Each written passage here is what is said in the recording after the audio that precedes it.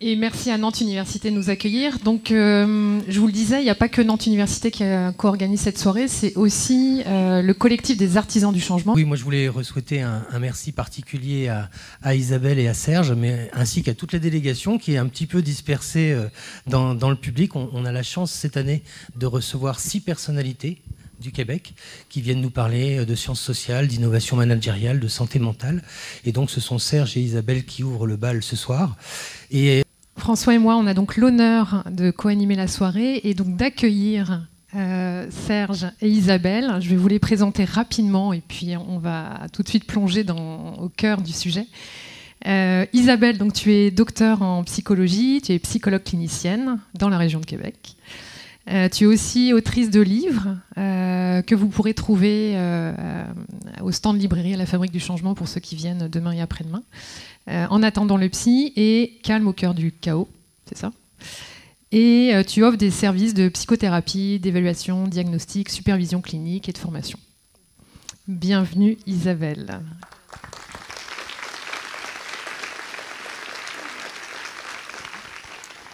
Et Serge Marquis, est-ce que c'est nécessaire de te présenter?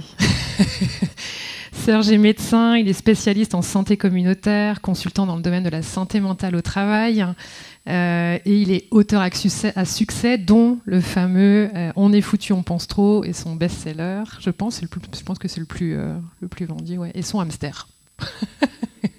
Bienvenue Serge. Et un tonnerre d'applaudissements pour Isabelle et Serge. Je suis très, très ému ce soir, vraiment, pour plusieurs raisons. Je ne savais pas que je serais ému comme ça. C'est une des dernières interventions que je fais en public. Alors, c'est sûr que c'est très émouvant parce que je passe à autre chose dans ma vie. Je suis aussi ému parce que je suis à la Fabrique et que c'est la 4e fois que j'y viens. Puis je suis aussi ému parce qu'il y a des Québécois et des Québécoises qui m'accompagnent. Alors, je suis très touché. Merci à vous aussi d'être là ce soir. Alors, la question concerne le management de demain et les problèmes de santé mentale. J'ai le goût de vous dire en commençant que le management de demain, il existe déjà parce que je l'ai rencontré au cours de ma vie. J'ai rencontré des femmes et des hommes qui incarnaient le management de demain. Et je vais vous parler ce soir de ces hommes et de ces femmes. La question qu'on doit se poser, c'est comment faire pour les multiplier, pour qu'ils soient plus nombreuses et plus nombreux partout dans les entreprises au cours des années qui viennent, parce qu'ils ont un rôle absolument, et elles ont un rôle absolument fondamental dans la santé mentale des personnes qui vont œuvrer dans nos organisations au cours des prochaines années. J'ai fait une spécialité en santé communautaire. Pendant mon cours de médecine, j'ai dit à mes parents, j'aimerais ça devenir spécialiste en santé communautaire. Mes parents m'ont dit, ça fait quoi ça, un spécialiste en santé communautaire? Alors, je leur ai dit que c'était quelqu'un qui travaillait en amont des problèmes. Pendant mon cours de médecine, il y a un médecin, un professeur, qui a eu une grande influence sur moi dans ma vie. Il avait montré la courbe de l'évolution de la tuberculose sur la planète. Et on voyait que la courbe descendait bien avant qu'arrivent les médicaments et les vaccins. Donc, il y avait quelque chose qui s'était passé avant pour que la tuberculose diminue. Et on s'est rendu compte que c'était lié aux conditions de vie, bien sûr. Entre autres, au changement dans les problèmes de pauvreté, à la promiscuité dans les habitations, etc., etc. Alors ça, cette courbe-là m'a tellement marqué que je me suis dit, je voudrais travailler en amont des problèmes. Et comme les problèmes qui m'intéressaient, c'était les problèmes de santé psychologique, je me suis dit, peut-on faire la même chose avec les problèmes de santé psychologique que ce qu'on peut faire avec les problèmes de maladies infectieuses, etc. Peut-on prévenir, au fond, l'apparition des problèmes d'anxiété, des troubles dépressifs, etc., etc. Le manager de demain est aussi une personne qui devra observer où sont ses croyances par rapport à la santé mentale. Est-ce que c'est quelque chose qui lui fait peur? Est-ce qu'il y a encore des tabous à l'intérieur de sa tête par rapport à ces problèmes-là? Ou s'il est capable de cheminer?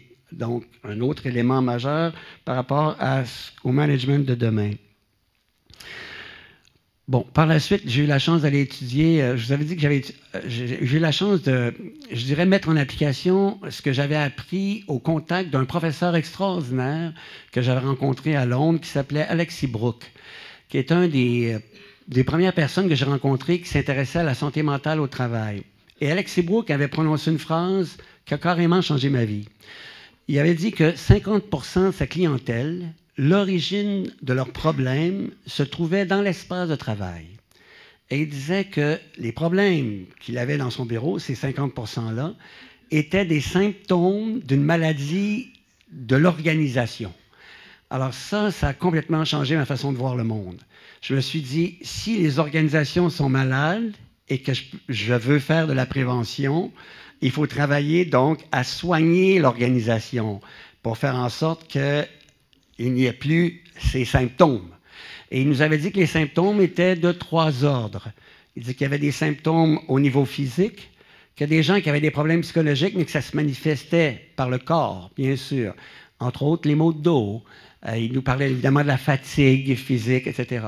Mais il nous disait qu'il y avait aussi 2 autres sphères où on trouvait les problèmes, donc les symptômes de la maladie de l'organisation, au niveau intellectuel. Les gens qui avaient de la difficulté à se concentrer, perte de vigilance, perte de capacité d'attention, de mémoire, etc. Et qu'il y avait une troisième sphère où on trouvait les 10 symptômes. C'était la sphère émotivo-relationnelle. Des personnes qui, auparavant, pardonnez-moi l'expression, ne pétaient pas un plomb, mais que tout à coup se mettaient à être irritables, donc colériques, péter des plombs, alors qu'ils ne le faisaient pas auparavant. Donc ces 3 sphères-là étaient des sphères où on trouvait des symptômes qui étaient des symptômes d'une maladie de l'organisation. Alors un manager qui, à l'époque, était un manager qui pouvait faire en sorte que l'organisation puisse être soignée, était un manager qui était vigilant. Donc, courageux, capable de traverser ses peurs pour installer des espaces de parole, mais vigilant. En terminant, il y a quelqu'un qui avait, à mes yeux, bien compris ce que devra être le management de demain. C'est un homme qui s'appelle Robert Greenleaf, qui a écrit dans les années 70, c'est pas hier, un livre dont le titre était « Servant Leadership », le leadership au service de. Les premières fois que j'ai parlé de ça dans les organisations, je me suis fait dire après, écoutez bien, c'est fantastique, il y a des gens qui ont dit, on croirait entendre parler Jésus-Christ. J'ai dit non, ça n'a rien à voir. C'est vraiment le management de demain. C'est quelqu'un qui a compris qu'il devait apaiser son ego. J'en parlerai au cours d'une conférence cette semaine, mais qui devait apaiser son ego. L'avidité, la soif de pouvoir pour être unique, exceptionnel, extraordinaire, qui devait apaiser ça pour être au service à l'écoute, tout simplement, dans la présence. Et je crois que c'est ce dont Isabelle va maintenant vous parler, la présence. Alors, je lui cède le bâton. Merci. Merci à vous.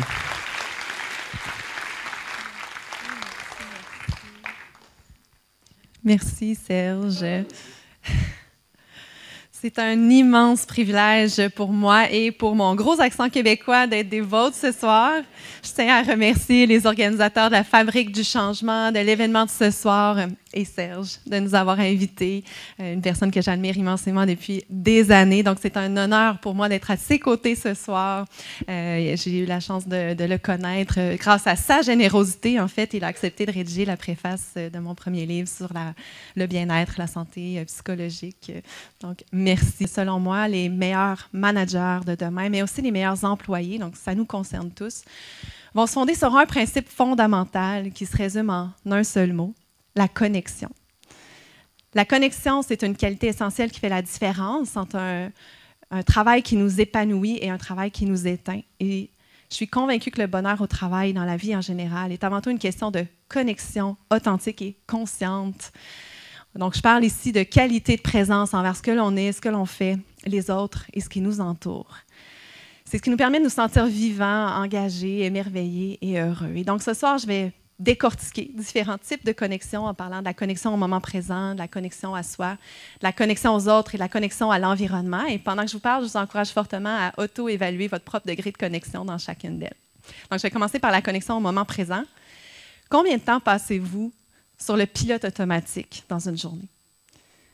Ou à effectuer une tâche en pensant déjà à la prochaine? Ou en vous sentant étourdi et distrait par toutes les façons d'entrer en communication avec vous. Pensez à les textos, les téléphones intelligents, les réseaux sociaux comme Messenger, Facebook, Instagram, LinkedIn, WhatsApp et autres applications. Je m'étourdis juste à les nommer. À l'inverse, combien de fois par jour est-ce que vous vous arrêtez pour réellement apprécier ce que vous vivez? Combien de fois par jour est-ce que vous vous sentez vraiment présent à ce que vous faites? Combien de fois par jour est-ce que vous vous intéressez à votre univers intérieur, que ce soit vos émotions, vos sensations, vos besoins? Mais qui se reconnaît en elle? Cette tendance à se précipiter vers l'avant sans prendre le temps de respirer. J'ai moi-même longtemps été comme ça. Et la vie peut facilement se convertir en un marathon sans fin. Donc, c'est essentiel de s'accorder des moments pour se recentrer, pour ralentir le rythme, ne serait-ce que temporairement. Et j'espère dans l'avenir voir des managers qui sont capables d'offrir à leurs équipes et à eux-mêmes ces moments pour respirer, pour souligner les bons coups, pour ravitailler leurs ressources. Un peu comme un entraîneur qui nous offre une pause, une bouteille d'eau, une banane, une bonne tape dans le dos sincère pour nos efforts pendant un entraînement intensif. On le dit souvent, l'humain n'est pas une machine. Mais même les machines ont besoin des temps de recharge. Même nos téléphones intelligents ont besoin de faire une sieste de temps en temps. Je vais passer maintenant à la connexion à soi. Donc ça, c'est un thème qui va être grandement élaboré, évoqué au fil des prochains jours, donc sans m'étaler sur tous les sous-thèmes qui pourraient faire l'objet d'une conférence en soi et qui vont faire l'objet de conférences au fil des prochains jours. Je veux souligner ici l'importance de se recentrer sur nos valeurs, sur ce qui est fondamentalement important. Je veux souligner aussi l'importance d'être conscient de nos besoins, de nos limites, un terme qui est souvent abordé par Serge quand il parle d'humanitude. La connexion à soi, ça s'entraîne, ça se cultive aussi par la connexion au corps, par que ce soit l'activité physique ou que ce soit tout simplement habiter notre corps consciemment, connecter à nos 5 sens. Et c'est aussi important, donc je veux souligner l'importance de prendre soin, de définir notre propre recette d'équilibre et de la redéfinir régulièrement. Puis elle va être différente d'une personne à l'autre, d'un moment de notre vie à l'autre. J'ai un atelier sur le sujet demain d'ailleurs, parce que c'est si facile de se perdre dans le travail. Certains vont même jusqu'à en mourir, un phénomène qui est répertorié en Asie sous le nom de karoshi. J'aimerais savoir qui sont les managers, les gestionnaires dans la salle. Vous êtes plusieurs. Donc, une partie de votre mission, c'est de prendre soin de vos équipes. Mais qui prend soin de vous? Et là, je pose la question à vous tous ici présents. Qui est le mieux placé pour connaître vos besoins, vos limites et ainsi prendre soin de vous? J'utilise souvent l'analogie d'un compte de banque pour parler de nos ressources personnelles, comme quoi quand on parle d'énergie, de motivation, de facultés attentionnelles et cognitives, même nos ressources pour nous autoréguler, ce sont des ressources limitées. Et il y a tellement de prélèvements dans ce compte de banque de ressources personnelles dans une journée qu'on peut rapidement entrer en déficit. Et on arrive chez nous le soir et qui en paye le prix? Est-ce qu'on fait assez de dépôts? Est-ce qu'on dépose assez de moments de douceur, de légèreté, de bien-être? Il y a une panoplie d'études qui démontrent que ceux et celles qui investissent régulièrement en leur bien-être sont non seulement plus créatifs, plus motivés, plus efficaces et plus productifs, mais ont aussi beaucoup moins d'épisodes d'absentéisme et de présentéisme, 2 enjeux qui coûtent extrêmement cher aux entreprises. Et c'est en se posant ces 3 questions, vous pouvez vous les poser pendant que je vous parle encore une fois, comment est-ce que je me sens en ce moment? Quels sont mes besoins? Et que puis-je faire? Qu'on peut s'assurer de faire des dépôts régulièrement dans notre compte de banque de ressources personnelles et ainsi prévenir l'épuisement, préserver notre vitalité, prévenir toutes sortes de troubles d'ordre physique et psychologique. Je vais terminer en disant qu'on observe un conflit majeur au sein des grandes entreprises. Donc, typiquement, les dirigeants souhaitent atteindre des coûts, des critères de performance, mais le personnel ressent une pression de plus en plus grande qui devient insoutenable pour certains. Et le personnel aspire de plus en plus à un équilibre de vie, à une harmonie entre la sphère professionnelle, personnelle et familiale, ce qui fait que de plus en plus de gens se lancent à leur compte ou deviennent travailleurs autonomes, choisissent de travailler moins d'heures pour vivre plus, en acceptant de simplifier leur mode de vie, ça veut dire qu'ils peuvent échapper à une partie de la frénésie qui accompagne les postes à temps complet. Et dans l'avenir, moi, j'espère voir des managers qui incarnent des valeurs d'équilibre, d'humanité, d'authenticité, qui sont des modèles de connexion. Imaginez à quoi ressemblerait notre monde, notre planète, si tous les dirigeants, les décideurs, les managers, les humains vivaient leur vie en étant plus connectés à eux-mêmes, aux autres et à l'environnement. Imaginez à quoi ressemblerait votre vie si vous la viviez de manière plus présente dès maintenant. Et avant de vous rendre la parole, je vous propose un tout petit exercice. Fermez les yeux si vous êtes à l'aise.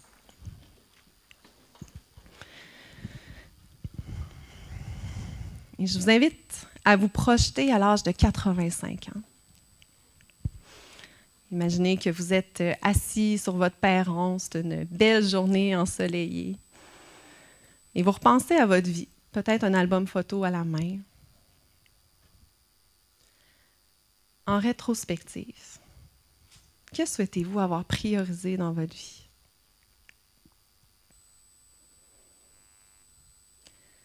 De quoi serez-vous fondamentalement fier en tant qu'employé, en tant que manager,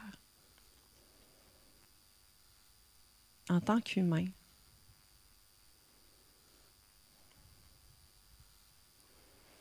Et en fonction des réponses qui émergent spontanément, comment souhaitez-vous vivre le restant de votre carrière?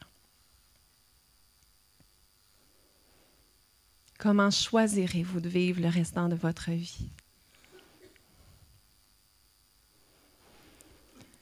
Je vous remercie sincèrement pour votre temps, votre attention et votre qualité de présence ce soir. Merci.